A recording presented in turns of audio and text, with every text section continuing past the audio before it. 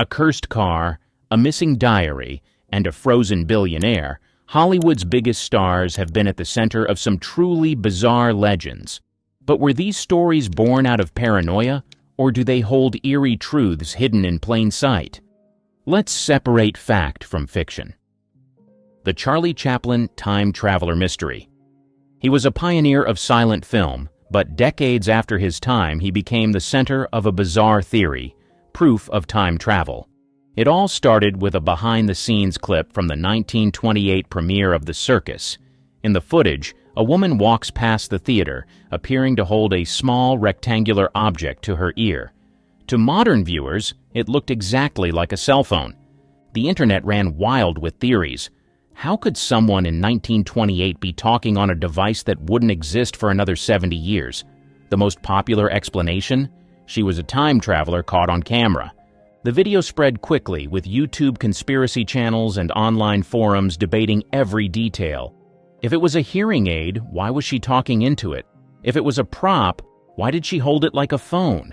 The mystery deepened when researchers tried to find out who she was, but no record of her existed. So what's the rational explanation? The most likely answer is that she was using a portable hearing device from the era. In the 1920s, Siemens produced an early version of a hearing aid, a bulky handheld microphone that people sometimes held to their ears while speaking. This fits with the footage, but skeptics argue it still doesn't explain her behavior.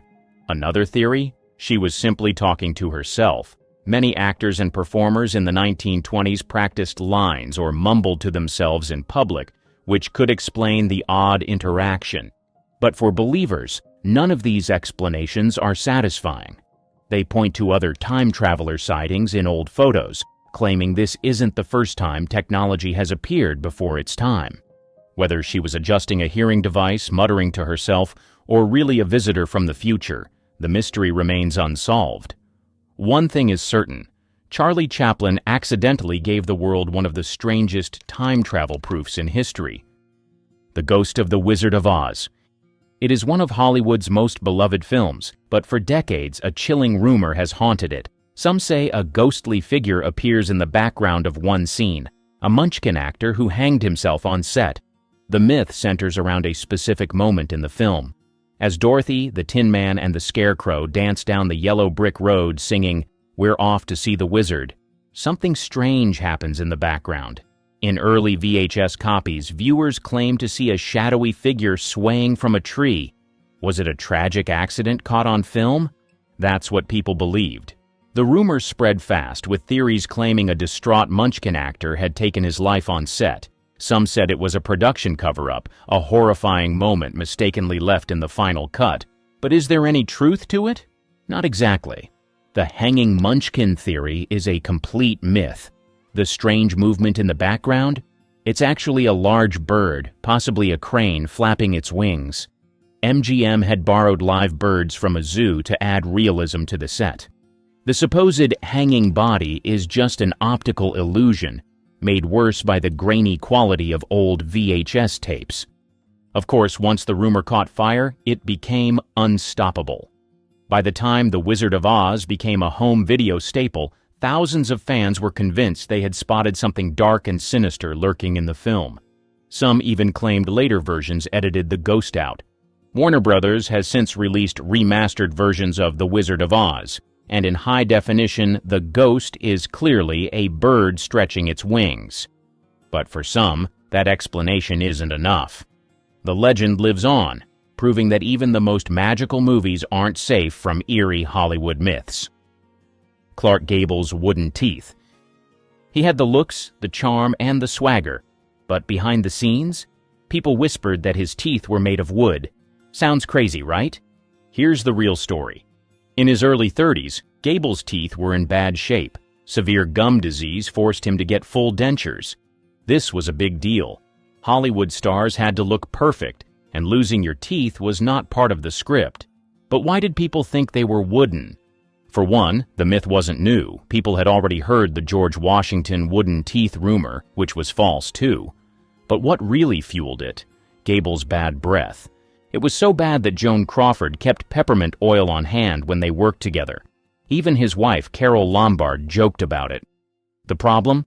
Dentures back then weren't as advanced as today's. They didn't always fit right, which led to speech issues and odor. Hollywood covered for him.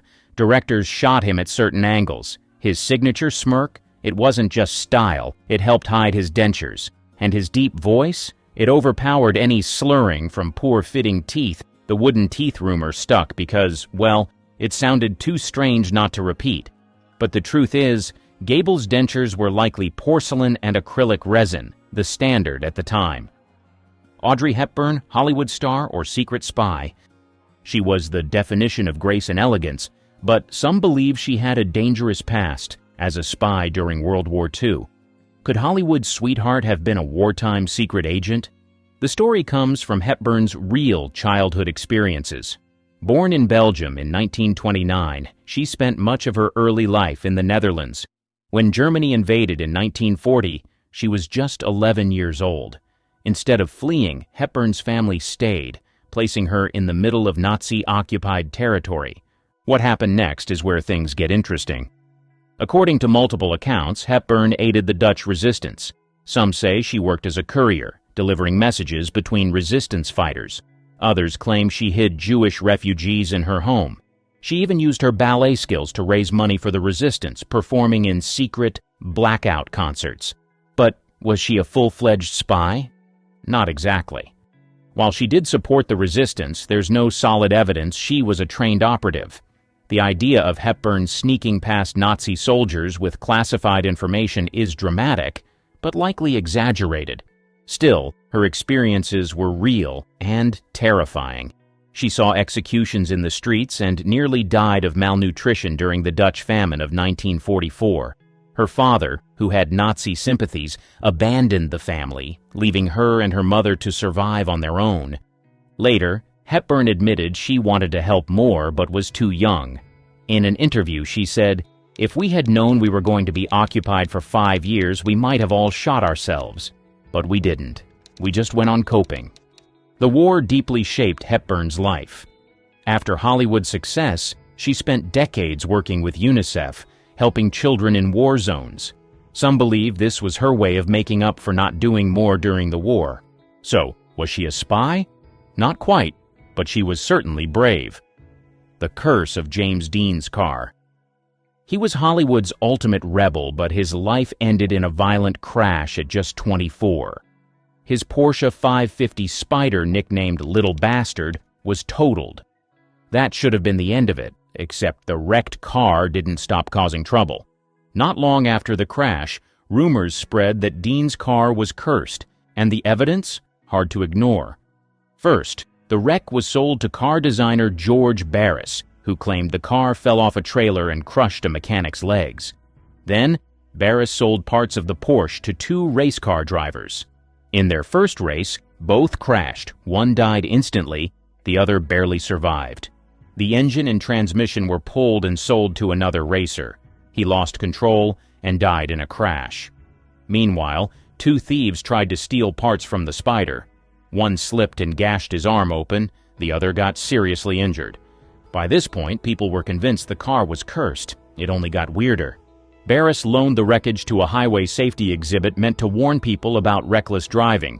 But during transport, the truck carrying the remains crashed. The driver died. The wreck mysteriously vanished soon after and was never seen again. Of course, skeptics argue the curse was a publicity stunt. Barris was known for hyping things up, and some stories can't be verified. But the eerie string of accidents? Too much for many to ignore. James Dean once joked that his Porsche might kill him. Weeks later it did. The car's wreckage followed with one deadly coincidence after another. The shocking Walt Disney freezing myth. For decades, a bizarre rumor has surrounded Walt Disney. Was he cryogenically frozen? Some believe the animation pioneer had his body, or at least his head, preserved after death, waiting to be revived in the future. It all started in 1966, when Disney died from lung cancer at age 65. Just weeks later, whispers began spreading. Some claimed his body was placed in a secret chamber beneath Disneyland, possibly under Pirates of the Caribbean. Others believed he was frozen at an experimental facility waiting for the day science could bring him back. Where did this idea come from? Cryonics, freezing the body after death in hopes of future revival, was a brand new concept in the 1960s. The first known human to be frozen this way was Dr. James Bedford in 1967, over a month after Disney died. Yet the myth persisted. Some say Disney was fascinated by futuristic science, especially advances in medicine and technology. His interest in EPCOT, Experimental Prototype Community of Tomorrow, a utopian vision of the future, only fueled speculation. It seemed like something he would do if it were possible. But here's the truth. Disney was cremated. His death certificate confirms his remains were placed at Forest Lawn Memorial Park in Glendale, California. His family has publicly denied the freezing rumor, calling it absurd. Still, the theory refuses to die. In fact, some believe the real reason Disney made Frozen was to bury the story. The idea? That searching Disney Frozen would bring up the movie, not conspiracy theories. There's no real proof of this, but it shows how far people will go to keep the myth alive. Marilyn Monroe and the government conspiracy. Her death in 1962 was officially ruled an overdose, but some people never bought that story. Over the years, wild theories have suggested she was silenced, not by drugs, but by the U.S. government. At the heart of it, her alleged affairs with both President John F. Kennedy and his brother Robert Kennedy. Rumors claim Marilyn knew too much about political secrets, including nuclear weapons and CIA operations. Supposedly, she kept a red diary, a journal filled with sensitive information, names, and classified discussions. But if that's true, where did it go? Let's rewind. Marilyn had clear connections to the Kennedys. She sang Happy Birthday to JFK in 1962 in a sultry performance that raised eyebrows. Some believe she was romantically involved with him, and when that ended, she turned to Robert Kennedy. The story goes that by August 1962, Marilyn felt used and discarded. Allegedly, she planned to hold a press conference exposing secrets the brothers shared with her. Then, on August 5th, she was found dead in her bedroom from an overdose of barbiturates. That's where things get weird.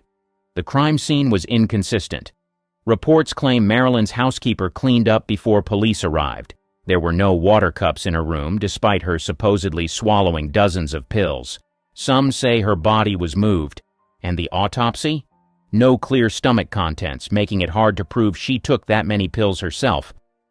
Then there's the mysterious phone records. Allegedly, Robert Kennedy visited her home the night she died, but call logs disappeared. Neighbors later claimed they saw him there, but official records don't confirm it. Was Marilyn murdered to keep her silent? Some former government insiders have hinted the CIA or FBI could have been involved. Others believe she was simply depressed and overdosed. The Red Diary has never surfaced. If it existed, it could have changed history. Bruce Lee's death and the mysterious family curse. His sudden death in 1973 shocked the world.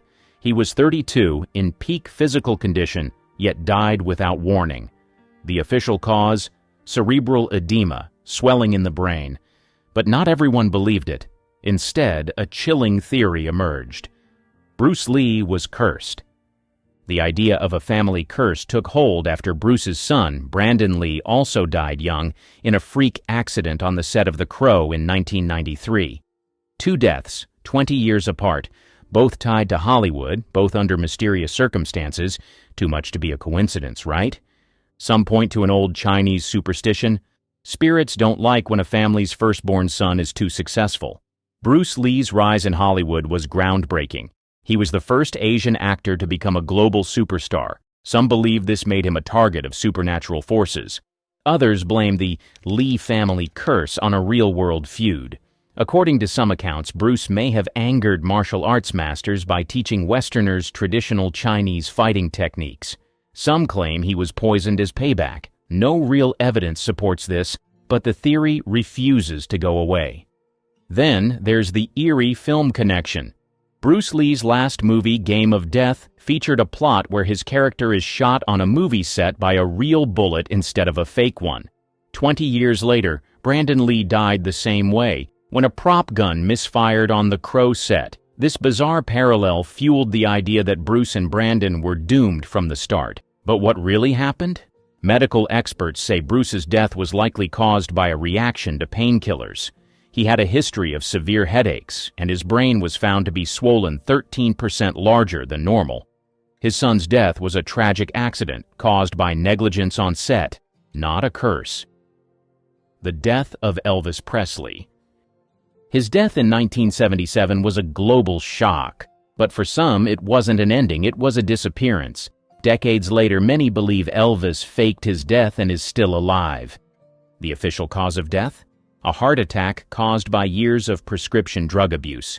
He was found unresponsive in his Graceland bathroom at 42, but almost immediately, people noticed odd details. First, the body in the casket.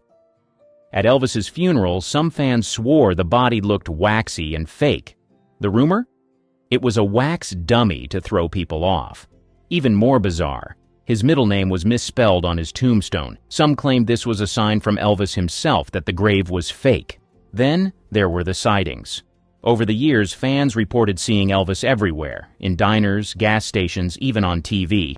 One of the most famous came from an airport security camera in Memphis, showing a mysterious man who looked eerily like Elvis. Some say he went into witness protection. The theory? Elvis had deep connections to shady business dealings, and when things got dangerous, the FBI helped him fake his death. There's even an alleged FBI file on this, though nothing solid has ever been confirmed. The reality? Elvis was in bad health. He suffered from heart disease, high blood pressure, and years of drug dependency. His sudden death wasn't shocking for those who knew him closely. Still, the legend of Elvis going into hiding refuses to die. Maybe it's because his impact was too big to accept an early ending. Maybe people just want to believe. Either way, one thing is certain. Elvis never really left. Because in pop culture, he's still everywhere. The Paul Newman salad dressing imposter theory.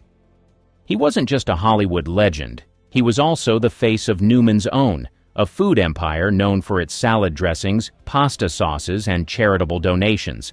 But at some point, an absurd theory surfaced. Paul Newman didn't actually run the company. And maybe he wasn't even the real Paul Newman. This bizarre claim popped up in the 1980s, right as Newman's Own became a massive success. People found it hard to believe that a Hollywood star known for his cool guy roles was suddenly a salad dressing mogul. Some assumed it was just a money-making scheme with his name slapped on the label. Others took it even further, claiming an imposter was making public appearances in his place. Where did this theory come from? Mostly confusion. Newman didn't just lend his name, he was deeply involved in his food business.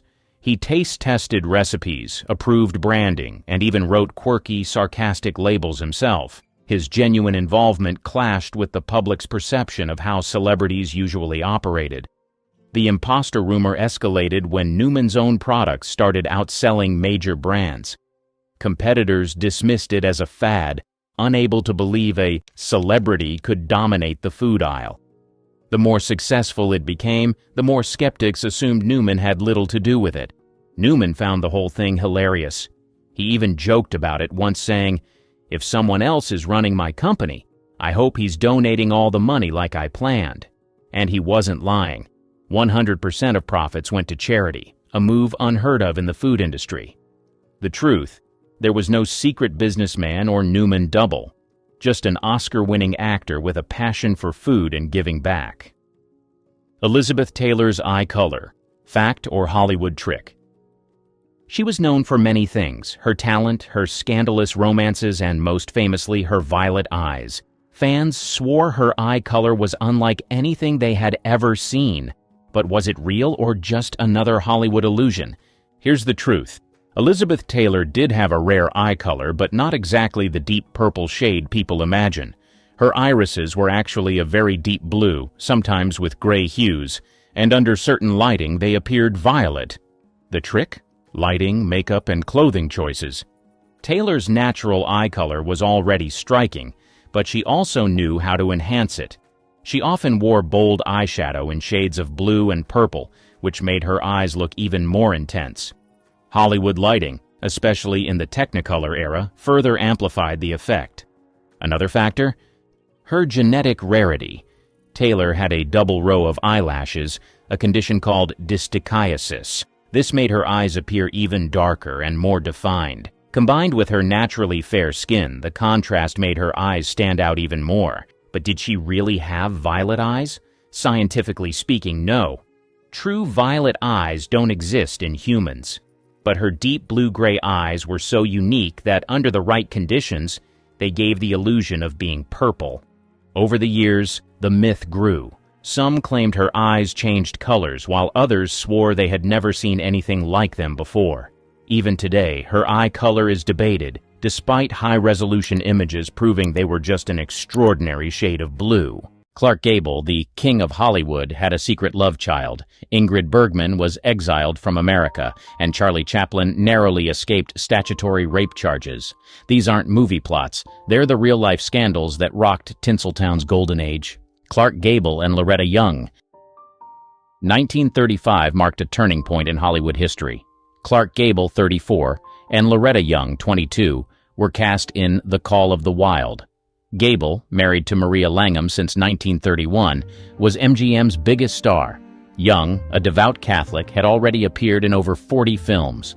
Filming began in Mount Baker, Washington in January. The remote location provided ample opportunity for the pair to grow close.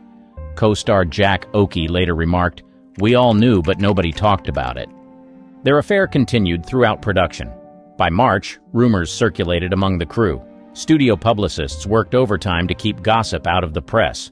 When filming wrapped, Young discovered she was pregnant. MGM executives panicked. A scandal could ruin Gable's career and tarnish Young's image.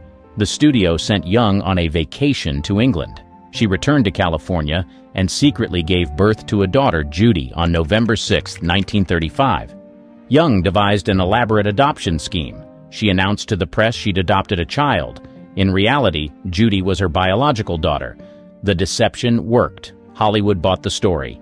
For 19 months, Young kept Judy hidden from nurses. In 1937, she publicly adopted her own daughter.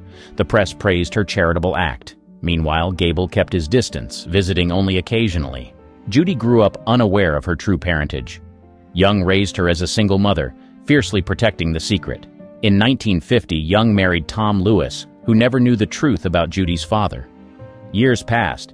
Gable died in 1960, never publicly acknowledging Judy. In 1966, at age 31, Judy confronted Young about persistent rumors. Young finally confessed. Judy later recalled the emotional moment. She was trembling and crying. She said, "Yes, Clark Gable was your father." The truth remained private until 2000. In her posthumous autobiography, Young broke her silence. She wrote, "I did a lot of pretending as a child. I didn't lie, but I would pretend." In 2015, Young's daughter-in-law, Linda Lewis, revealed another layer to the story. She claimed Young had confided that Gable had date-raped her. This allegation added a darker dimension to the long-hidden affair, further complicating its legacy. Spencer Tracy and Katharine Hepburn. 1941 marked the beginning of one of Hollywood's most enduring love affairs. Spencer Tracy, 41, met Katharine Hepburn, 34, on the set of Woman of the Year. Tracy, a devout Catholic, had been married to Louise Treadwell since 1923. Their first encounter was unremarkable. Hepburn, known for her sharp wit, greeted Tracy. "I'm afraid I'm too tall for you, Mr. Tracy." He retorted, "Don't worry, I'll cut you down to size." As filming progressed, their chemistry became apparent. Co-star Roscoe Carnes observed, "They were halfway in love before they knew it." By the end of production, Tracy and Hepburn were inseparable. Their relationship posed a challenge for MGM. Tracy's Catholic faith prevented divorce. The studio worked to keep the affair out of the press. Meanwhile, Hepburn put her career second to Tracy's. 1945 saw the release of Without Love, their third film together. The public's fascination grew. Gossip columnist Luella Parsons wrote, "Hollywood's worst-kept secret is the Tracy-Hepburn romance." Tracy struggled with alcoholism throughout their relationship. Hepburn often nursed him through bouts of depression and heavy drinking. She later said, "I honestly don't know what I would have done without him." Their affair continued for decades, spanning 9 films together. They never lived together officially, but Hepburn was a constant presence in Tracy's life. She even took time off from her career to care for him in his later years. In 1967, Tracy and Hepburn filmed their final movie, Guess Who's Coming to Dinner? Tracy was in poor health. He died 17 days after filming Wrapped. Hepburn didn't attend the funeral out of respect for Tracy's wife. Louise Tracy never publicly acknowledged the affair. She told a friend, "I know what's going on between Spencer and Miss Hepburn, but I'm Mrs. Spencer Tracy, and no one can change that." Hepburn didn't speak publicly about their relationship until after Louise's death in 1983.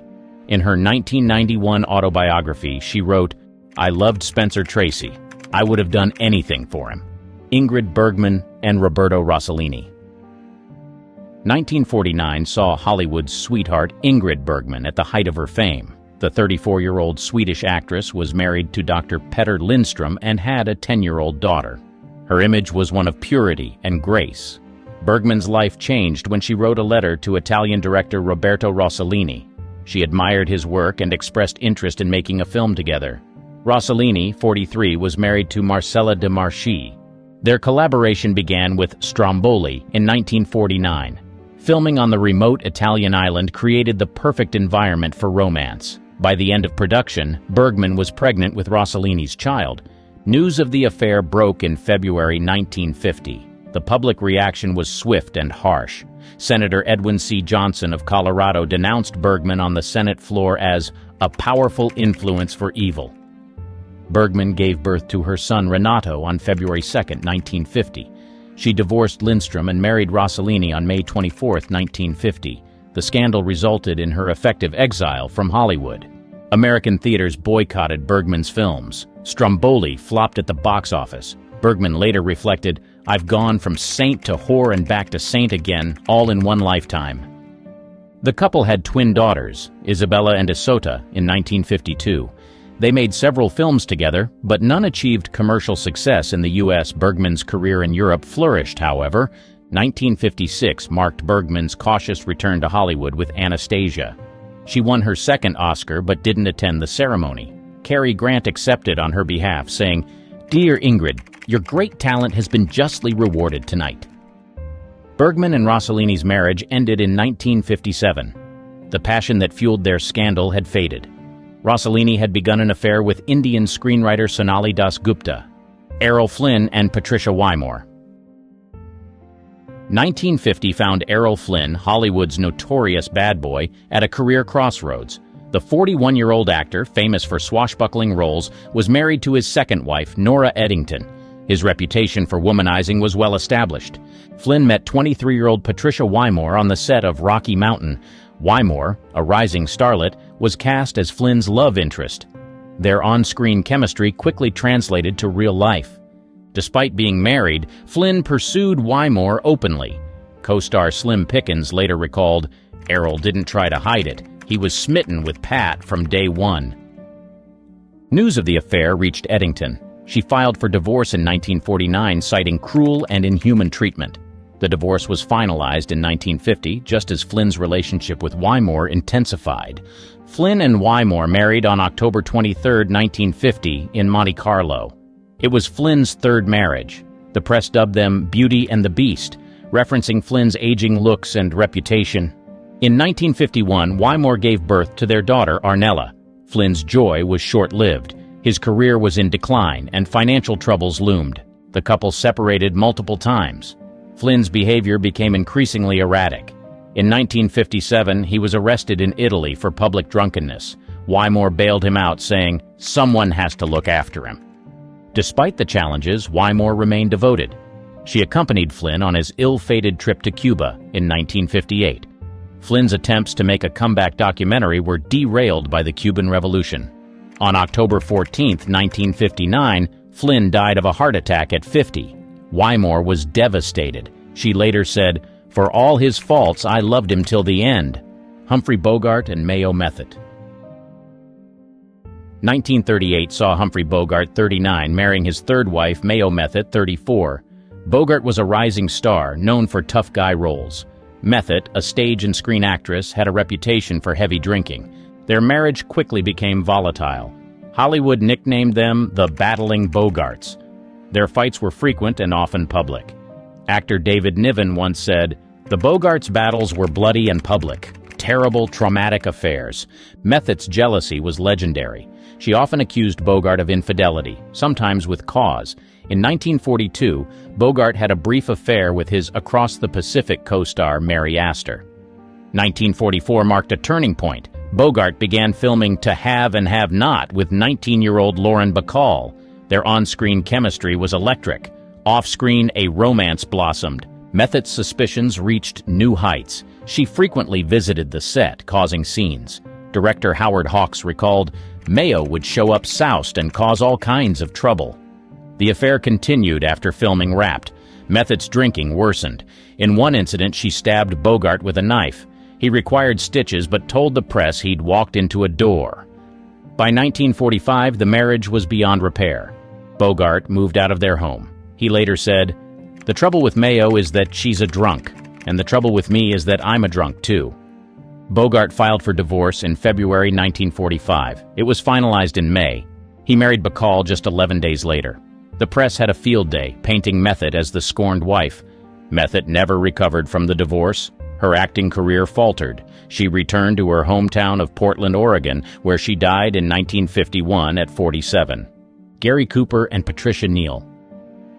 1948 saw Gary Cooper, 47, at the height of his career. The married father of one was Hollywood's quintessential leading man. Patricia Neal, 22, was a rising star fresh from Broadway success. They met on the set of The Fountainhead in 1949. Cooper, married to Veronica Balfi since 1933, was immediately taken with Neal. Their on-screen chemistry was palpable. As filming progressed, their relationship intensified. Neal later recalled, "I was so in love with Gary Cooper. He was the most gorgeous thing you've ever seen in your life." News of the affair reached Balfi. She confronted Cooper, who initially denied any wrongdoing. The situation came to a head when Balfi found Neal's love letters in Cooper's pocket. Cooper's daughter Maria, 12 at the time, was devastated by the affair. She later wrote, "I felt betrayed and abandoned. It nearly destroyed our family."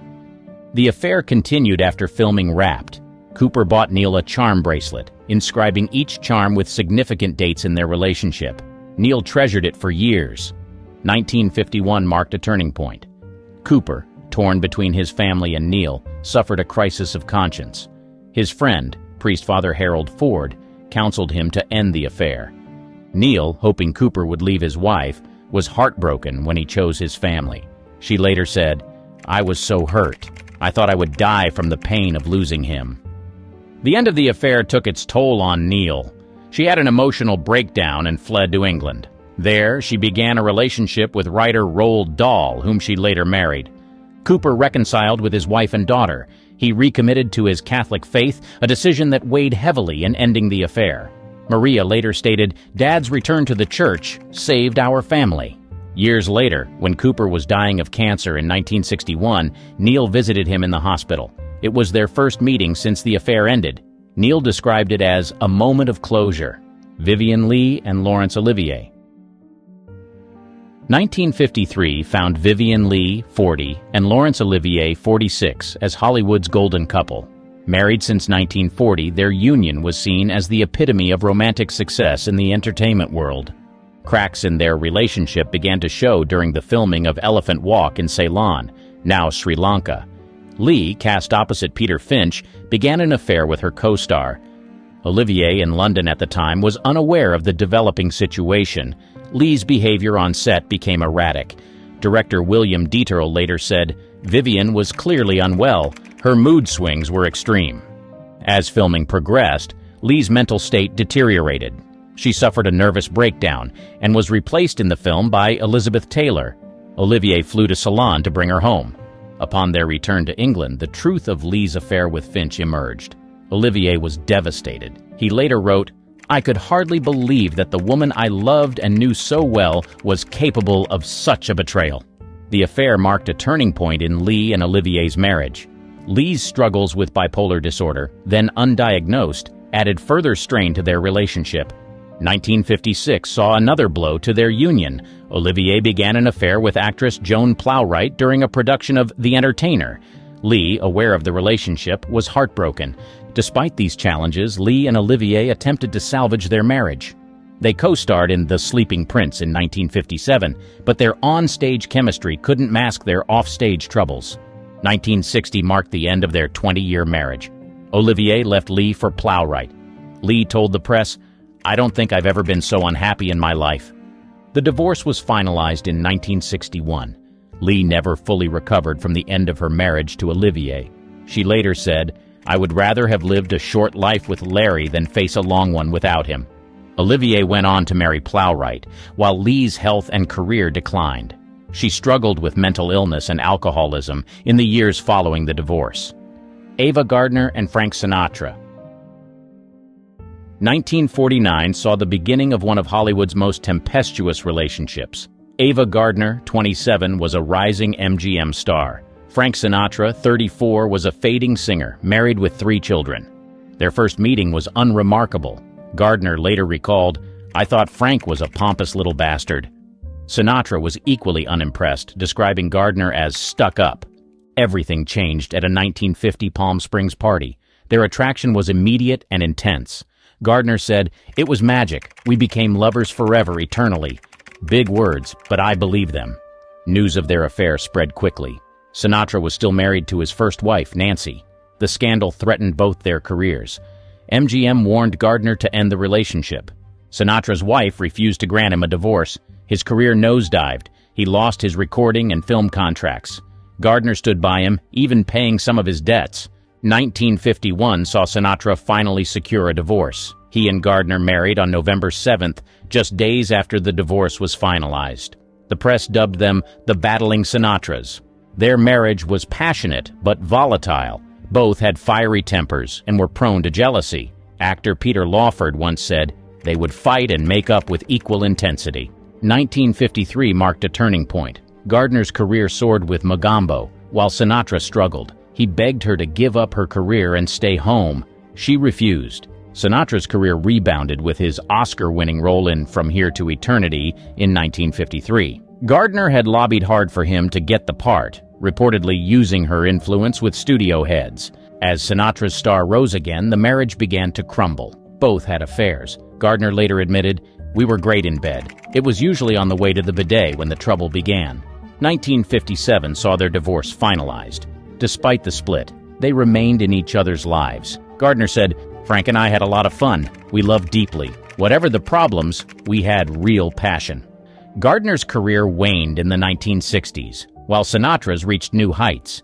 Yet, they remained friends. When Gardner suffered a stroke in 1986, Sinatra helped pay her medical bills. Lana Turner and Johnny Stompanato. 1957 found Lana Turner, 37, at the peak of her career. The sweater girl of the 1940s had transformed into a serious actress. She was twice divorced and a single mother to 14-year-old Cheryl. Johnny Stompanato, 32, entered Turner's life that year. A former Marine turned bodyguard for gangster Mickey Cohen, Stompanato was known for his good looks and dangerous connections. Their relationship began passionately. Turner later wrote, "I was drawn to him like a magnet. He was unlike any man I'd ever known." As their affair progressed, Stompanato's true nature emerged. He was possessive and violent. Turner's daughter Cheryl later recalled, "He threatened to kill her, to cut her face. He terrorized her." April 1958 marked a turning point. Turner was filming Another Time, Another Place with Sean Connery. Stompanato, jealous of Connery, stormed onto the set with a gun. Connery disarmed him, but the incident made headlines. Turner tried to end the relationship. Stompanato retaliated by threatening to disfigure her. He said, "I'll cut you good, baby. You'll never be beautiful again." On April 4th, 1958, tragedy struck. Stompanato came to Turner's Beverly Hills home. An argument ensued. Cheryl, hearing the commotion, grabbed a kitchen knife and rushed to her mother's defense.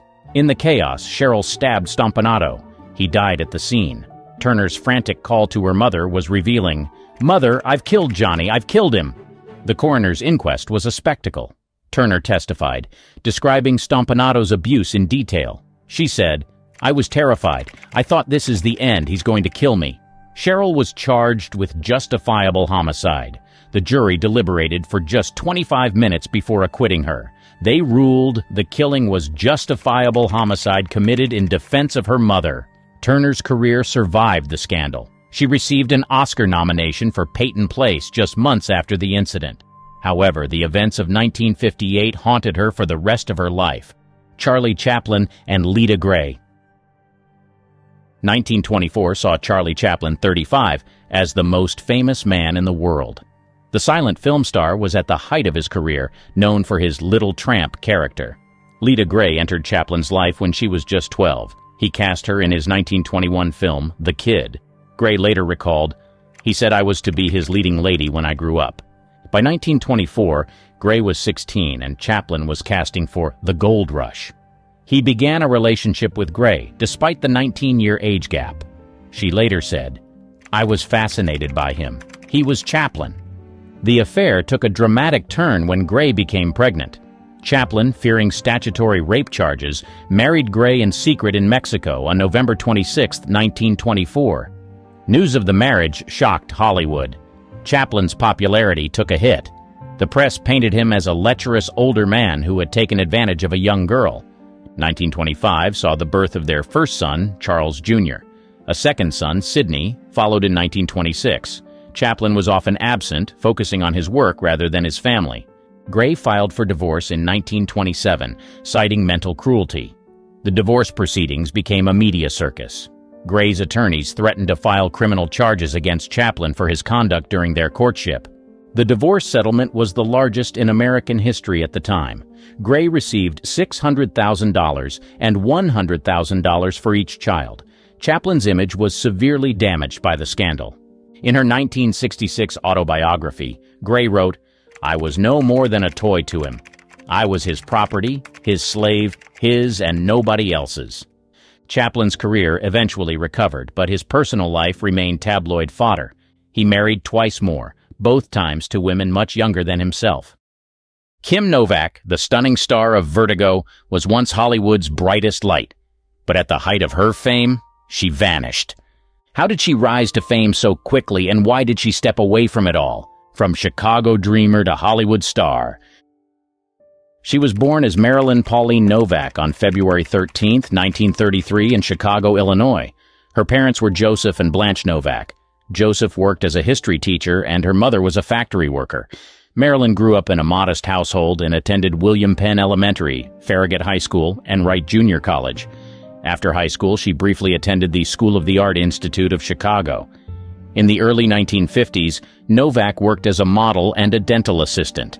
Her breakthrough came when she won 2 modeling contests, Miss Deep Freeze and Miss Refrigerator, during a promotional tour. This led to a contract with Columbia Pictures. Studio head Harry Cohn saw potential in her and suggested a name change. Marilyn Novak became Kim Novak, starting her journey into Hollywood. Her first significant role was in the 1954 film Pfft, starring opposite Judy Holliday and Jack Lemmon. Her performance caught the industry's attention. That same year, she appeared in Pushover alongside Fred MacMurray, further establishing her as a rising star. The turning point came in 1955 with the film Picnic. She played Madge Owens, a small-town girl yearning for excitement. Directed by Joshua Logan, the film was a critical and commercial success, earning her a Golden Globe for Most Promising Newcomer. Critics praised her performance, with Bosley Crowther of the New York Times calling her an exciting discovery. In 1956, she starred in The Man with the Golden Arm with Frank Sinatra. Her portrayal of Molly, a woman dealing with a drug-addicted lover, showed her range as an actress. The film was nominated for 3 Academy Awards and further solidified her position in Hollywood. Novak's iconic role came in 1958 with Alfred Hitchcock's Vertigo. Playing dual roles as Madeline Elster and Judy Barton, she starred opposite James Stewart. The film initially received mixed reviews, but is now considered one of the greatest films of all time. Hitchcock, known for his meticulous direction, praised her performance, noting that her portrayal was crucial to the film's success and that she brought a nuanced depth essential for the story's psychological complexity. Her rise to fame was meteoric. By the late 1950s, she was among the top box office draws, often compared to contemporaries like Marilyn Monroe and Grace Kelly. She worked with leading directors and co-stars, including William Holden, Tyrone Power, and Frederick March. Despite her success, she remained grounded. In interviews, she often spoke about the pressures of fame. "I never wanted to be a star. I wanted to be an actress," she told the Saturday Evening Post in 1957. Her humility and dedication to her craft endeared her to fans and colleagues alike. By the end of the decade, Kim Novak had firmly established herself as a major Hollywood star. Her journey from a Chicago girl to a celebrated actress was marked by hard work, talent, and a bit of luck. The Hitchcock Effect. Alfred Hitchcock's Vertigo, released in 1958, became a defining moment in Kim Novak's career. This psychological thriller, now hailed as one of the greatest films ever made, paired her with James Stewart. She played dual roles, Madeline Elster and Judy Barton, a complex portrayal that showcased her acting depth. The film's production was intense. Hitchcock, known for his exacting standards, pushed Novak to deliver a performance that would leave a lasting impact. Her preparation for the role was meticulous. To embody Madeline, a character steeped in mystery and elegance, she worked closely with costume designer Edith Head. The iconic gray suit she wore became a symbol of the character's haunting presence. Novak mentioned in a Vanity Fair interview, "The suit was like a uniform. It helped me get into Madeline's skin. I felt her tension, her allure." Vertigo required her to switch personas, a task that tested her versatility. As Judy Barton, she portrayed a down-to-earth, working-class woman, a stark contrast to the sophisticated Madeline. This duality in her performance received critical acclaim. Behind the scenes, her relationship with Hitchcock was professional, though not without tension. She once said, "He was demanding, but he respected my craft. There were moments of friction, but they pushed me to give my best performance." Their collaboration on Vertigo left an indelible mark on both their careers. The film's themes of obsession and identity resonated with audiences and critics alike. Her portrayal of a woman caught in a web of manipulation and deceit was compelling. Her ability to convey subtle emotions from fear to seduction was a testament to her skill as an actress. Hollywood's Golden Girl. During the late 1950s, Kim Novak reached the peak of her career, becoming one of Hollywood's most sought-after actresses. This period was marked by a series of successful films that showcased her versatility and solidified her status as a top box office draw. In 1957, she starred in Pal Joey, a musical comedy where she played opposite Frank Sinatra and Rita Hayworth. Her role as Linda English, a nightclub singer, earned her critical acclaim. The New York Times praised her performance, noting, "Novak brings a refreshing charm to her role, balancing wit and vulnerability." Her on-screen chemistry with Sinatra was palpable, contributing to the film's success. The same year, she appeared in Gene Eagles, a biographical drama about the life of the famed Broadway actress. Playing the title role, she portrayed Eagles' tumultuous life, from her rise to fame to her tragic downfall. The film allowed her to demonstrate her dramatic range, earning her a Golden Globe nomination for Best Actress in a Motion Picture Drama. Her success continued with Belle, Book and Candle, 1958, where she reunited with James Stewart. This romantic comedy, featuring Novak as a modern-day witch who casts a love spell on Stewart's character, showcased her comedic timing and enchanting screen presence. The film was a commercial hit, adding another feather to her cap. Novak's popularity was not just due to her acting skills, but also her distinctive beauty. She was often compared to Marilyn Monroe, another iconic blonde of the era. However, Novak carved out her own niche, known for her ethereal, almost haunting allure. Photographers and magazines frequently featured her, cementing her status as a Hollywood beauty icon. Despite her glamorous image, she was known for her down-to-earth personality. In a 1958 interview with Life magazine, she said, "I'm just a girl from Chicago who got lucky. I never let the fame get to my head." This relatability endeared her to fans and colleagues alike. Novak's influence extended beyond the silver screen. She became a fashion trendsetter, with her hairstyles and outfits often emulated by women worldwide. Her iconic look in Vertigo, with the platinum blonde hair and tailored suits, became a defining style of the late 1950s. During this time, she also navigated the complexities of her personal life. She had high-profile relationships with several leading men, including Frank Sinatra and Sammy Davis Jr.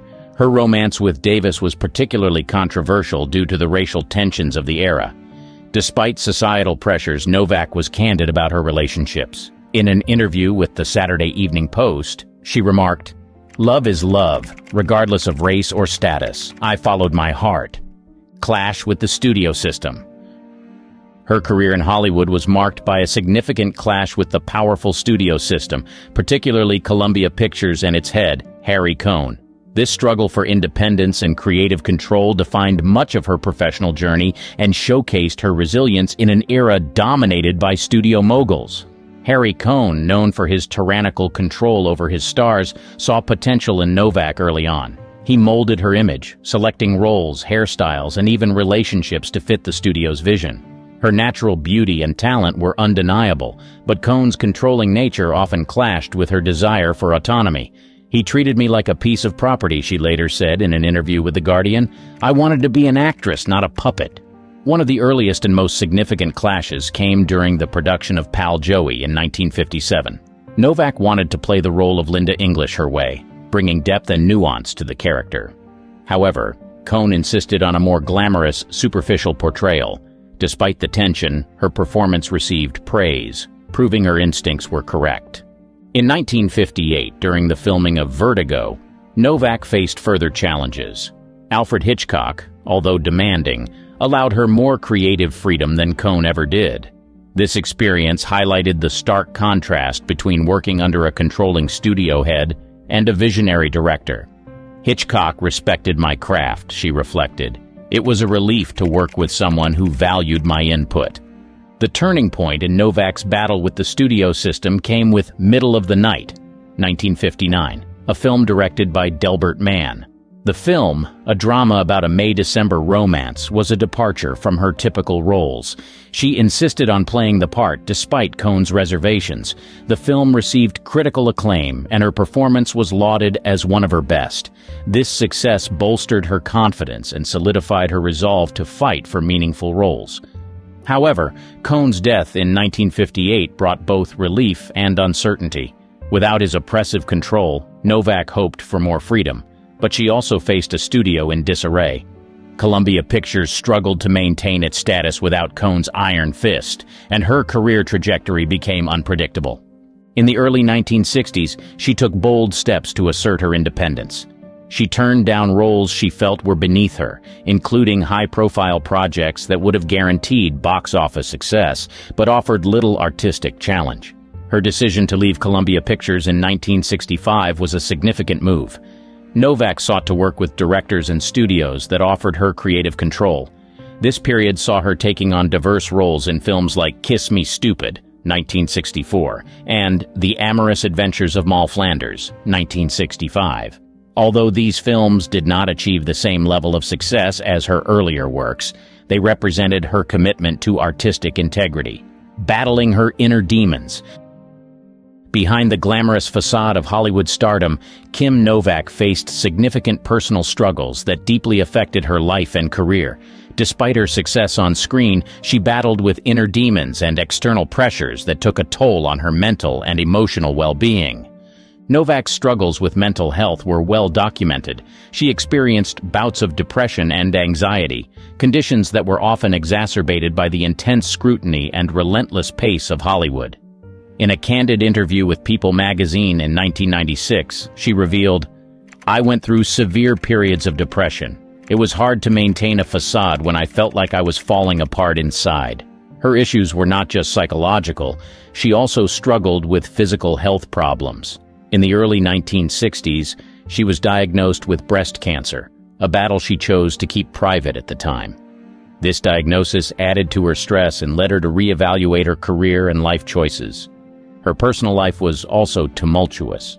Her high-profile relationships with stars like Frank Sinatra and Richard Johnson were often in the spotlight.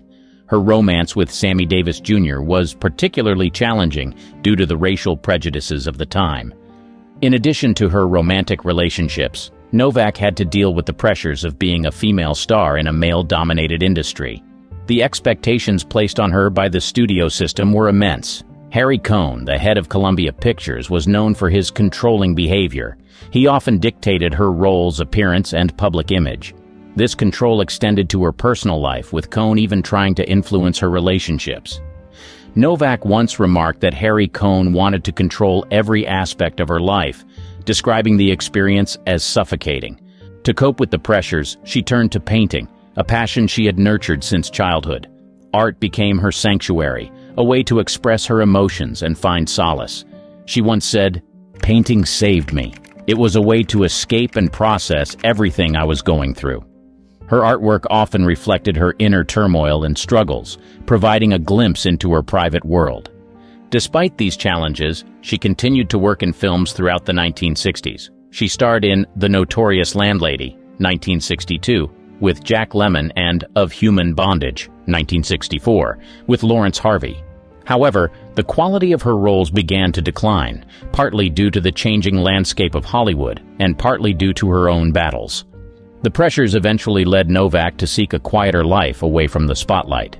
By the late 1960s, she had moved to a remote home in Big Sur, California. This retreat allowed her to focus on her health and well-being, away from the prying eyes of the public and media.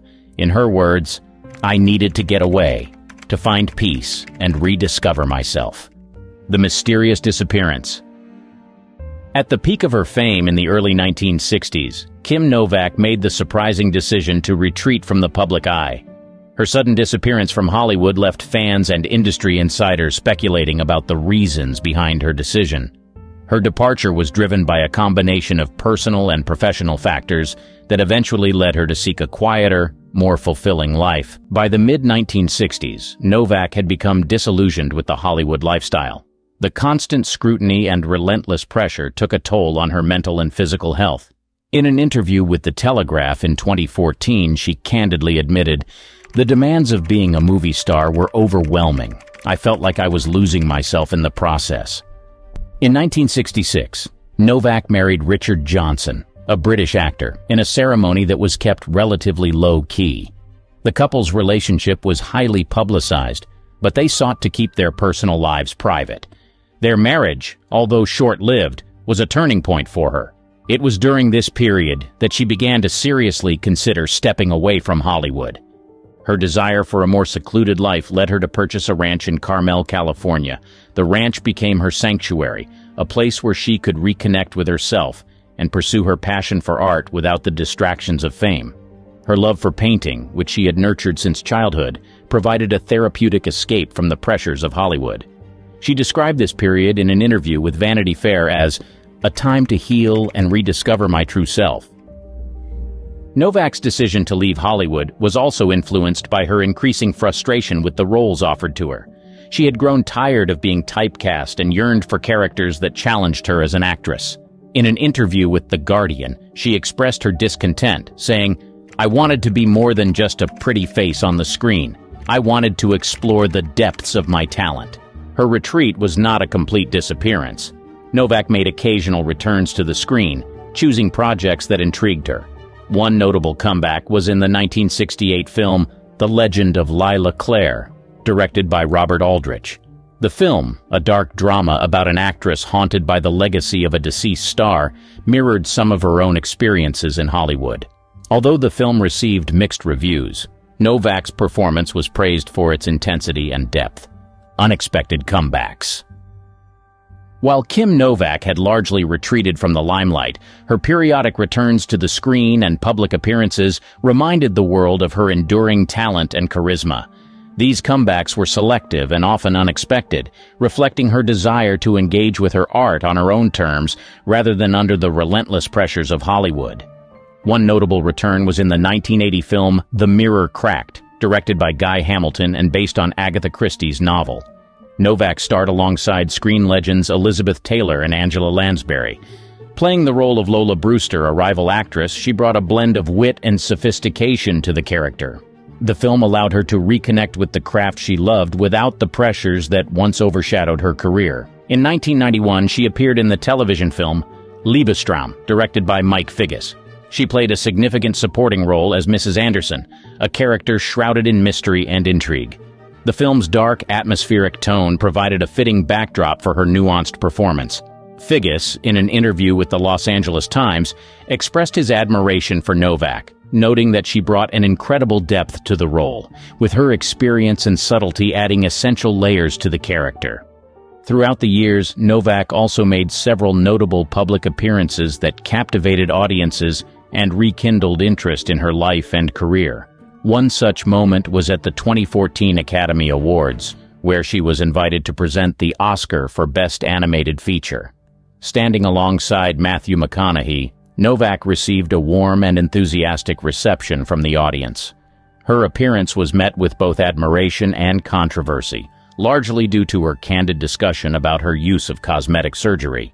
She addressed the criticism with grace, later telling People magazine, "I feel good about myself, and that's what matters." Her return to the public eye in these moments highlighted not only her enduring star power, but also her resilience and ability to navigate the complexities of fame on her own terms. These appearances reminded fans and industry insiders alike of her significant contributions to film and her enduring legacy. Novak's sporadic re-engagement with Hollywood also included interviews and retrospectives.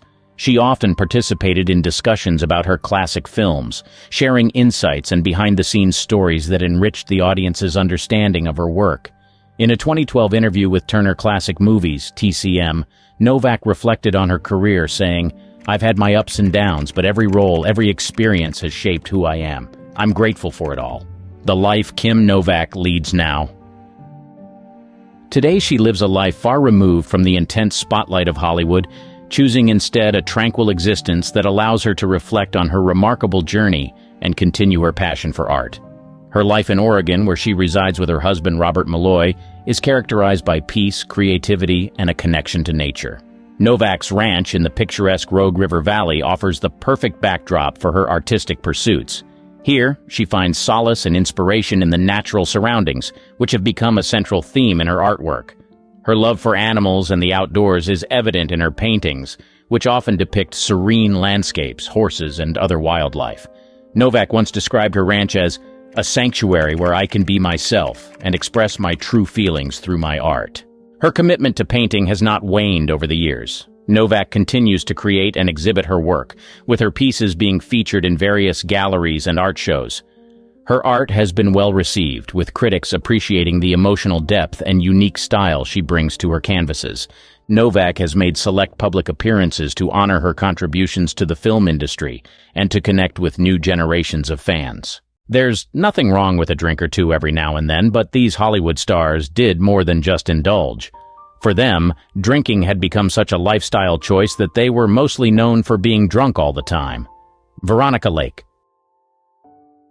Born Constance Frances Marie Ockelman on November 14, 1922 in Brooklyn, New York, Veronica Lake was a star whose light shone brilliantly but all too briefly in the Hollywood firmament. Her journey to stardom began in the early 1940s, when she was discovered by producer Arthur Hornblow, Jr. Her breakthrough role came in the film I Wanted Wings, 1941, which showcased her alluring beauty and distinctive peekaboo hairstyle, a look that quickly became her trademark and inspired women across America. Despite her professional success, Lake's personal life was marred by turmoil. Her marriage to director John S. Detley ended in divorce in 1943, a casualty of her burgeoning career and personal struggles. She married and divorced twice more, each relationship marked by strife and instability. Lake's battle with alcoholism became increasingly evident, affecting her performances and relationships within the industry. Lake's drinking habits, which started as a way to cope with the pressures of fame and the demands of Hollywood, soon spiraled out of control. Her reputation for being difficult on set and her frequent bouts of intoxication led to a decline in her career. Studio executives, once eager to cast her in leading roles, began to view her as a liability. By the early 1950s, her film offers had dwindled, and she found herself out of favor in Hollywood. Desperate to escape the pressures and public scrutiny, Lake moved to New York, hoping to revive her career on the stage. However, her struggles with alcohol persisted, and she found herself increasingly isolated from the industry that once celebrated her. Her financial situation deteriorated, and she eventually took a job at a hotel bar, serving drinks to patrons who scarcely recognized the former screen siren. In a tragic twist, Lake's life took another downward turn when she ended up working in a New York soup kitchen, dishing out meals to the homeless and destitute. This stark reality was a far cry from the glitz and glamour of her Hollywood heyday. Despite her fall from grace, Lake's resilience and tenacity were evident in her determination to survive, even in the face of such adversity. Veronica Lake passed away on July 7, 1973, at the age of 50, from complications related to hepatitis and acute renal failure, both exacerbated by her years of heavy drinking. Mildred June. Mildred June Johnson, in 1922, entered Hollywood with dreams of stardom during the vibrant era of the 1940s. Blessed with a striking beauty and a natural talent for acting, she quickly caught the eye of casting directors and producers. Her early roles in films showcased her potential, and she seemed poised for a successful career on the silver screen. However, behind the scenes, June battled a relentless struggle with alcohol addiction. What initially may have seemed like social drinking to cope with the pressures of Hollywood soon escalated into a full-blown dependency. Her erratic behavior and unpredictable temperament on set became increasingly evident, leading to tensions with studio executives and co-stars alike. Despite sporadic attempts at rehabilitation and periods of sobriety, alcohol remained an ever-present shadow over June's life. Her career trajectory mirrored the peaks and valleys of her personal battles. At times, she would land significant roles that hinted at her talent and potential, only to see them slip away due to her struggles with addiction. As the years passed, the toll of her alcoholism became increasingly apparent. Missed auditions, unreliable performances, and unreliable behavior became the norm. Her once promising career began to stagnate, and opportunities dwindled. The Hollywood spotlight that had once shone brightly on Mildred June dimmed as she faded from the public eye. Elizabeth Taylor.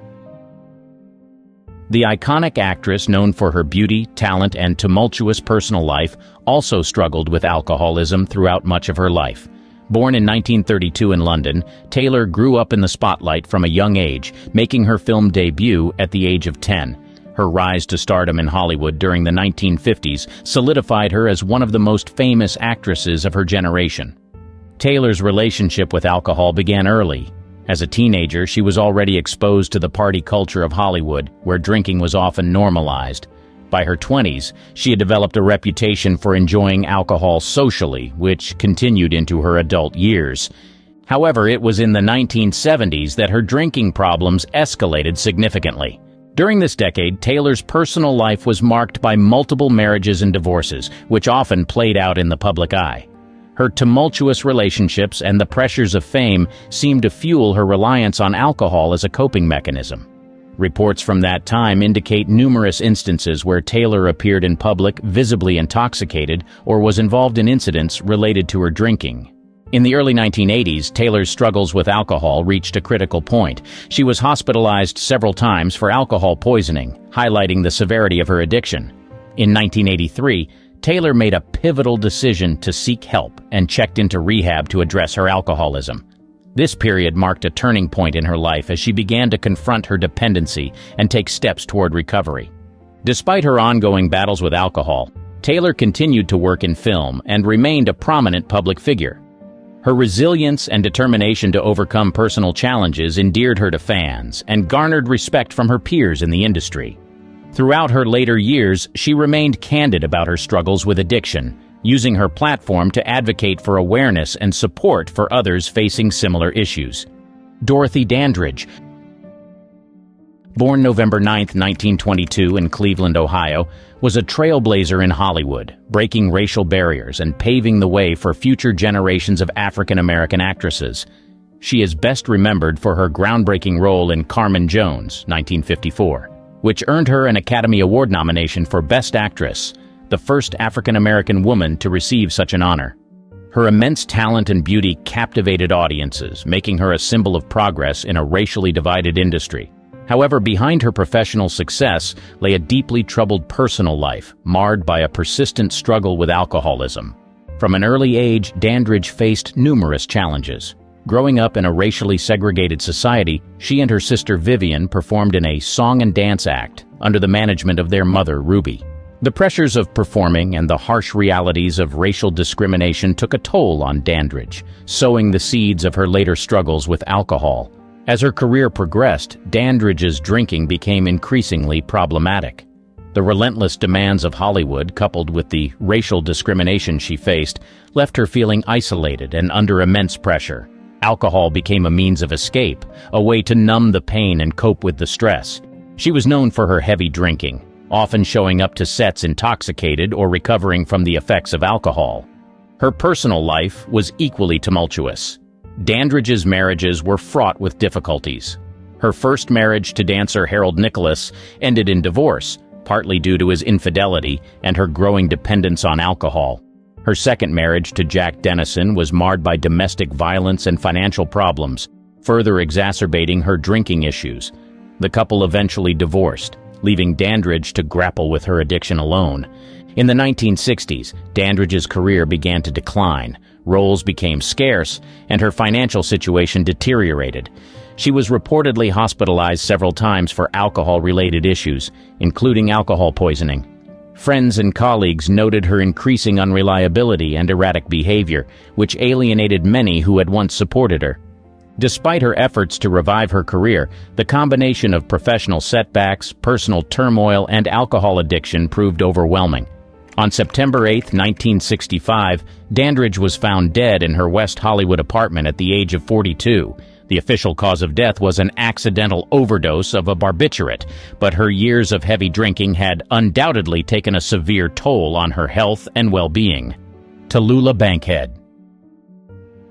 Born on January 31, 1902 in Huntsville, Alabama, Bankhead was a force of nature both on and off the screen. Known for her deep, husky voice, magnetic stage presence, and roles in films such as Alfred Hitchcock's Lifeboat, 1944, Bankhead left a legendary mark on Hollywood and Broadway. However, her professional accomplishments were often overshadowed by her notorious wild lifestyle and excessive drinking, making her one of the most infamous figures of her time. Bankhead hailed from a prominent political family, with her father serving as a U.S. congressman and her grandfather as a U.S. senator. Despite her privileged background, Bankhead was drawn to the excitement and unpredictability of the performing arts. She began her acting career in the theater, quickly earning acclaim for her powerful performances and commanding stage presence. Her success on Broadway led to a brief but notable film career where her talents were showcased to a wider audience. However, Bankhead's reputation was not solely built on her acting prowess. She was equally known for her flamboyant personality, biting wit, and hedonistic lifestyle. From an early age, Bankhead indulged in the fast-paced, decadent culture of the entertainment industry. Her love for parties, late-night carousing, and, most notably, alcohol, became central aspects of her public persona. Bankhead's excessive drinking was legendary. She often consumed vast quantities of alcohol, and her behavior while intoxicated was both unpredictable and sensational. She was known to arrive at parties already heavily inebriated, and her antics often made headlines. Stories of her outrageous behavior, such as stripping naked at parties or making scandalous remarks, only added to her notoriety. On the set of Lifeboat, Hitchcock reportedly had to contend with Bankhead's drinking, which sometimes interfered with her performance. Despite this, her talent shone through, earning her critical praise for her role as the sophisticated yet resilient journalist Connie Porter. However, her off-screen antics, including drinking and wild partying, were a constant challenge for directors and producers. Bankhead's personal life was equally tumultuous. Her relationships were often brief and intense, marked by the same passion and unpredictability that characterized her public life. She had numerous high-profile romances with both men and women, but her heavy drinking frequently strained these relationships. Friends and lovers alike struggled to cope with her erratic behavior and dependency on alcohol. In the 1950s, as the roles became scarcer and her health began to decline, Bankhead's drinking intensified. Her once vibrant career started to wane, and she found herself more isolated. Despite attempts to sober up, her dependency on alcohol proved too strong. By the 1960s, her health had deteriorated significantly due to years of heavy drinking and smoking. Tallulah Bankhead passed away on December 12, 1968, at the age of 66. The official cause of death was pneumonia, complicated by emphysema and malnutrition, all exacerbated by her lifelong battle with alcoholism. Frances Farmer. Born on September 19, 1913 in Seattle, Washington, Farmer was an actress whose life was a tragic intersection of extraordinary talent and profound personal struggles. Known for her striking beauty and captivating performances, she starred in films such as Come and Get It, 1936, and Rhythm on the Range, 1936. Despite her promising career, Farmer's life was overshadowed by severe alcoholism and mental health issues that ultimately marred her career and personal life. Frances Farmer was a gifted student with a rebellious spirit. Her independent streak was evident early on when, as a high school student, she wrote an essay titled "God Dies" that won a national contest and sparked controversy. This defiance and boldness would characterize much of her life. After studying drama at the University of Washington, Farmer's striking looks and undeniable talent caught the attention of Hollywood scouts. She made her film debut in 1936 and quickly gained recognition for her roles in Come and Get It and Rhythm on the Range. Her performances were well received, and she was hailed as a rising star. Despite her early success, Farmer was uncomfortable with the superficiality and constraints of Hollywood. She often clashed with studio executives and expressed disdain for the industry's exploitative nature. Farmer's discomfort with Hollywood's pressures and her increasing reliance on alcohol soon became a vicious cycle. Initially, alcohol may have served as a coping mechanism for the stress and scrutiny she faced, but it quickly spiraled into a severe addiction. Her heavy drinking began to affect her work, and she developed a reputation for being difficult on set. She would often show up late, forget her lines, and have erratic mood swings, leading to strained relationships with colleagues and directors. One infamous incident highlighting the extent of her addiction occurred in 1942 when Farmer was arrested for drunk driving. Her behavior during the arrest was erratic and combative, further damaging her reputation. She was subsequently sentenced to 180 days in jail, though she served only a fraction of that time. Farmer's struggles were not limited to alcohol. She also battled severe mental health issues, which were poorly understood and treated during her time.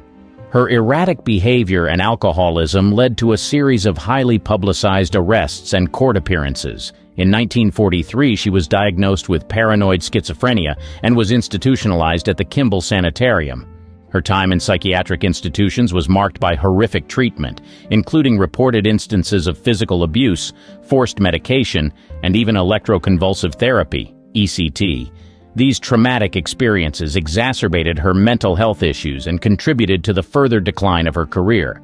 After her release from institutional care in the late 1940s, Farmer attempted to revive her career, but her reputation as an unreliable and troubled actress preceded her. She appeared in a few low-budget films and stage productions, but the major studios had all but blacklisted her. Her alcohol addiction continued to plague her, and she lived much of her later life in relative obscurity. Despite these struggles, Farmer managed to write an autobiography, Will There Really Be a Morning?, published posthumously, which shed light on her harrowing experiences and offered a poignant reflection on her life. Sadly, Frances Farmer died on August 1, 1970, at the age of 56, from esophageal cancer, likely exacerbated by years of heavy drinking and smoking. Her life story remains a haunting example of how immense talent can be tragically overshadowed by personal demons and systemic failures in understanding and treating mental health and addiction. John Barrymore.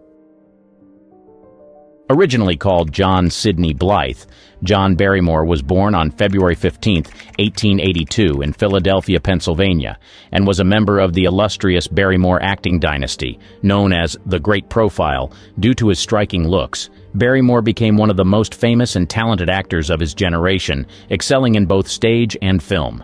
Despite his enormous talent and success, Barrymore's life was marred by a debilitating struggle with alcoholism, which ultimately led to his physical and mental decline. Barrymore was born into a theatrical family. His parents, Maurice Barrymore and Georgiana Drew, were both actors, as were his siblings Lionel and Ethel Barrymore. Following in their footsteps, John Barrymore made his stage debut in 1903. His charm, good looks, and extraordinary talent quickly earned him acclaim on Broadway, where he gained a reputation as a leading man in both comedic and dramatic roles. Despite his professional success, Barrymore's personal life was in turmoil, largely due to his excessive drinking. His addiction to alcohol began in his early years and progressively worsened. He was known for his heavy drinking and often arrived on set intoxicated or hungover, which affected his performances and professional relationships. Barrymore's legendary drinking was well documented. He would consume vast amounts of alcohol, leading to unpredictable and often erratic behavior. His alcoholism contributed to a series of public scandals and legal issues, further tarnishing his reputation. Friends and colleagues frequently expressed concern for his well-being, but their interventions had little effect on his self-destructive habits. In his later years, Barrymore's health continued to worsen, and he faced financial difficulties. His once glorious career had been overshadowed by his addiction, and he struggled to find work. Despite his talent and legacy, his final years were marked by decline and isolation. John Barrymore passed away on May 29, 1942, at the age of 60. The official cause of death was cirrhosis of the liver and kidney failure, directly resulting from his years of heavy drinking. His death marked the end of a tragic tale of a brilliant actor brought low by his personal demons. Robert Walker. Robert Walker, born Robert Hudson Walker on October 13, 1918 in Salt Lake City, Utah, was a talented actor whose career, though promising, was tragically short-lived. Known for his memorable performances in films such as Strangers on a Train, 1951, and Since You Went Away, 1944, Walker's life and career were deeply affected by his struggles with alcoholism and mental health issues. Despite his talent and early success, these personal demons ultimately led to his premature death. Walker grew up in a turbulent environment, with his parents divorcing when he was young. He moved frequently and faced a challenging childhood. Despite these hardships, he found solace in acting and attended the American Academy of Dramatic Arts in New York City, where he honed his craft and met his future wife, actress Jennifer Jones. Walker made his film debut in the early 1940s and quickly gained recognition for his boyish charm and acting talent. His breakthrough role came in Since You Went Away, where he starred alongside Claudette Colbert and his then-wife, Jennifer Jones.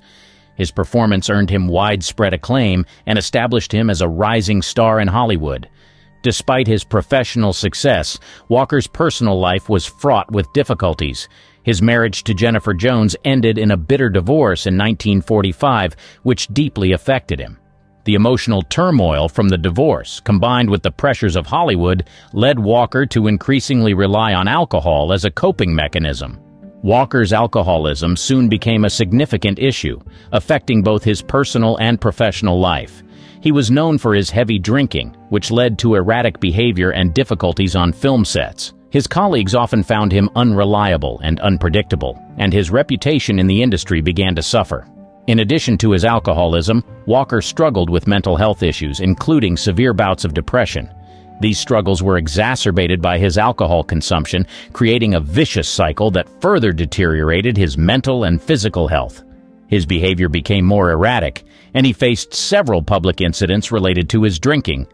One of Walker's most notable roles came in Alfred Hitchcock's Strangers on a Train, where he portrayed the charming yet psychopathic Bruno Antony.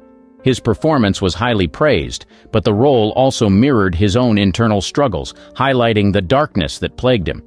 Walker's mental health issues led to multiple hospitalizations and treatments, but the medical interventions of the time were often inadequate. In 1951, during a particularly severe episode, Walker was administered a sedative to calm him.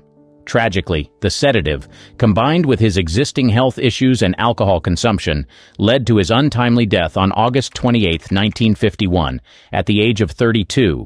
They made millions laugh, cry, and cheer. But give them a glass, and suddenly the cameras stopped rolling, the hotels started billing, and the cops got involved. Hollywood might run on scripts, but these drinking stories wrote themselves. Buster Keaton's Hidden Flask. He was known as the Great Stone Face, the man who could crash a train or fall off a building without blinking. What audiences didn't see was that he was often fighting a bottle just as much as gravity. By the mid-1920s, his drinking had gone from social habit to daily routine. When Keaton signed with MGM in 1928, the studio quickly realized his problem. Executives sometimes cut off his access to money so he wouldn't spend it all on whiskey. It didn't work. He kept a flask close by and found ways to sneak liquor onto sets. Crew members later recalled he could perform daring stunts while still tipsy from the night before. On Spite Marriage in 1929, he filmed falls, pratfalls, and stage chaos while barely steady on his feet. Drinking didn't just hit his health, it wrecked his career. MGM demanded polished, scripted comedies. Keaton thrived on improvisation, add the alcohol, and his timing slipped. He showed up late, slurred through rehearsals, and argued with directors who refused to give him freedom. The fights usually ended the same way.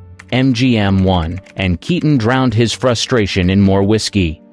At home, things were worse. His marriage to Natalie Talmadge fell apart under the strain. Friends said he sometimes drank from morning until he passed out at night. He admitted later that in those years he had no judgment left. By the early 1930s, he was blacking out for days at a time.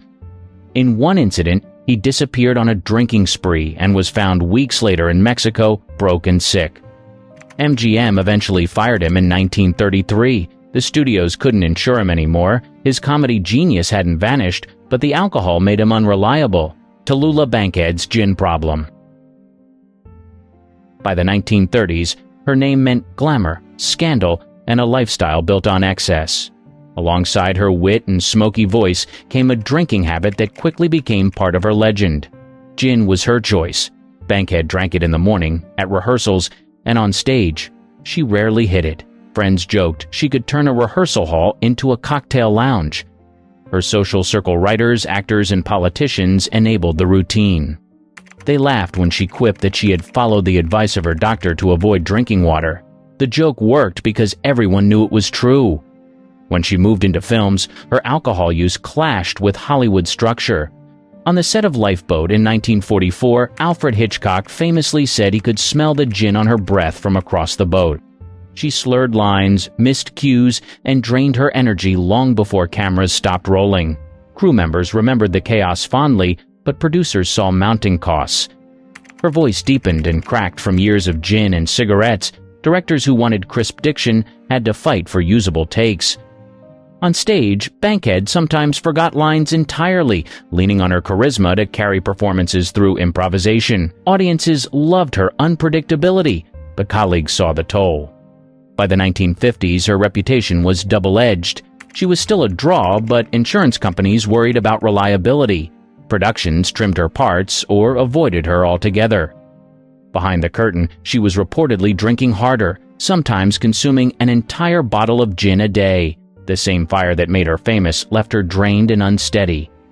Public appearances added to the story. She turned talk shows into spectacles, downing martinis while firing off one-liners. Hosts played along, knowing ratings spiked when Bankhead stole the spotlight. But even fans noticed her timing slipping. Once a master of rapid-fire wit, she often rambled, losing her thread mid-sentence.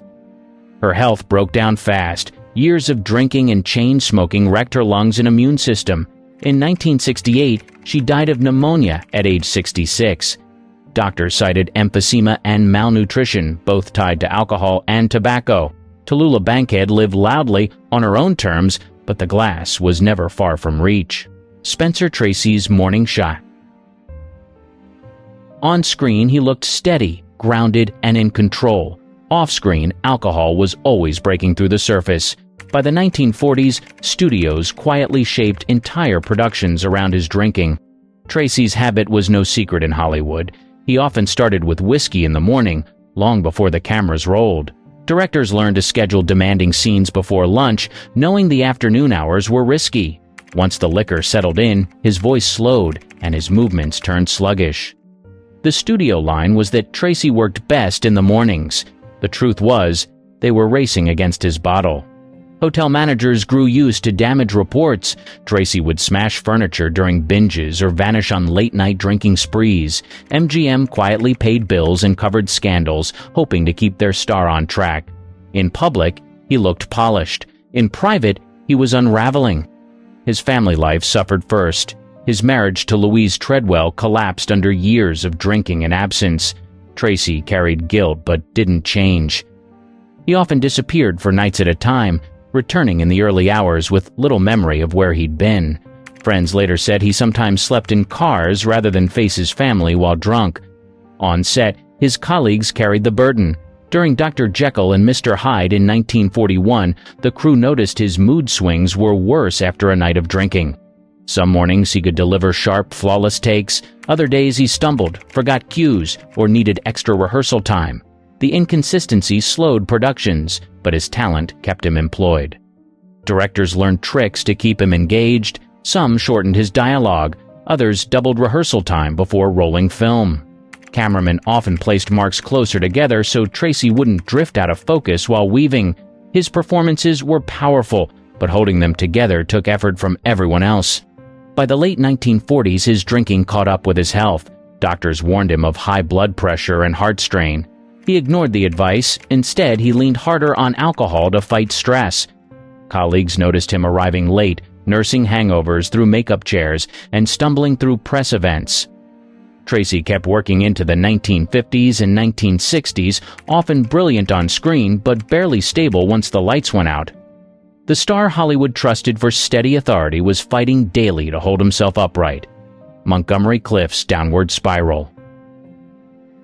He was the face of Hollywood's new generation in the late 1940s. He was intense, brooding, and natural on screen at a time when many actors still looked theatrical. Off screen, he carried scars no one could see, and alcohol soon became his shield.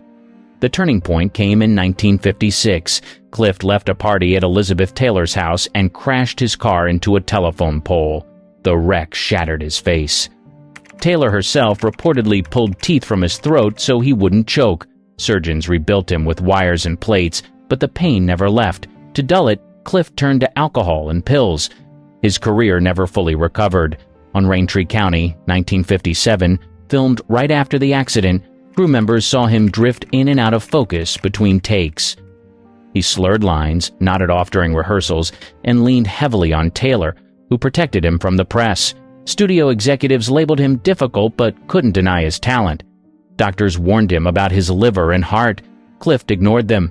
He often disappeared on week-long binges, emerging gaunt and unsteady. Friends described him as charming one night, paranoid the next, depending on how much he had consumed.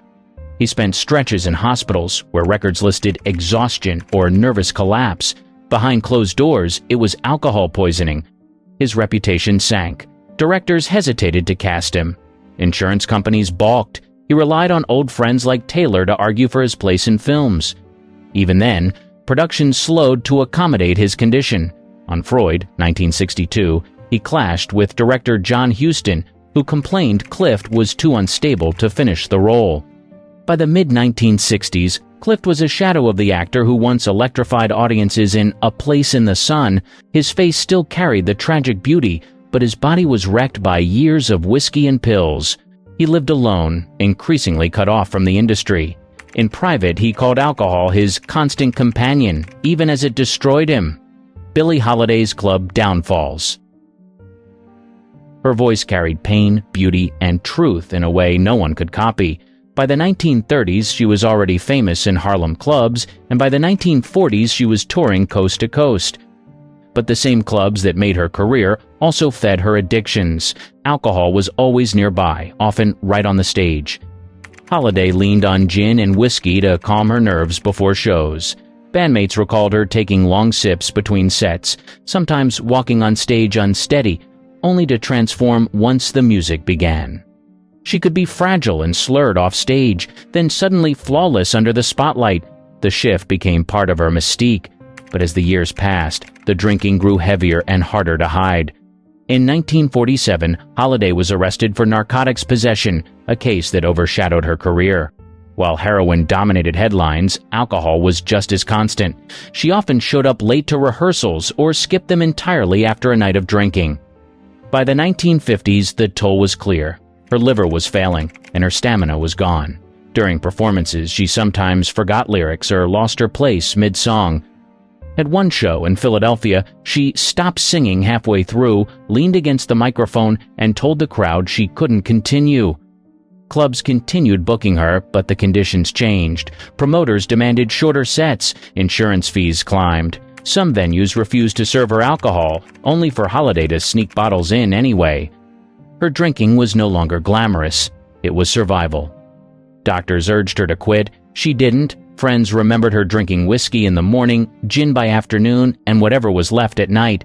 Even when hospitalized, she begged for drinks. In her final years, she was banned from performing in New York cabarets because of her criminal record, forcing her to play smaller venues where the pay was low and the demands were high. On the 17th of July, 1959, Billie Holiday died in a New York hospital at age 44. The official cause was cirrhosis and heart failure. She weighed barely 90 pounds. At her bedside, police kept her under arrest until the very end. Ava Gardner's Whiskey Nights. She was the face of Hollywood elegance, photographed on red carpets and splashed across magazines. Away from the camera, her nights often ended with scotch in hand. The drinking began as a way to unwind, but soon became a defining part of her life. Her marriage to Frank Sinatra only magnified it. The couple's love affair was famous for passion and for volatility.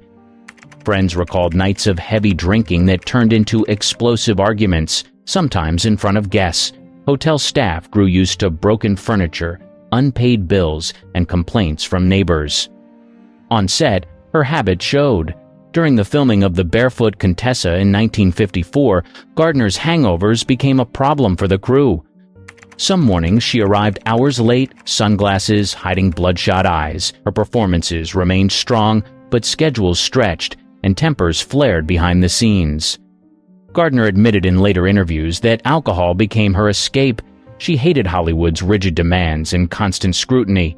Drinking gave her distance, even if only for a few hours. When she moved to Spain in the 1960s, her reputation for long nights of scotch and late mornings solidified.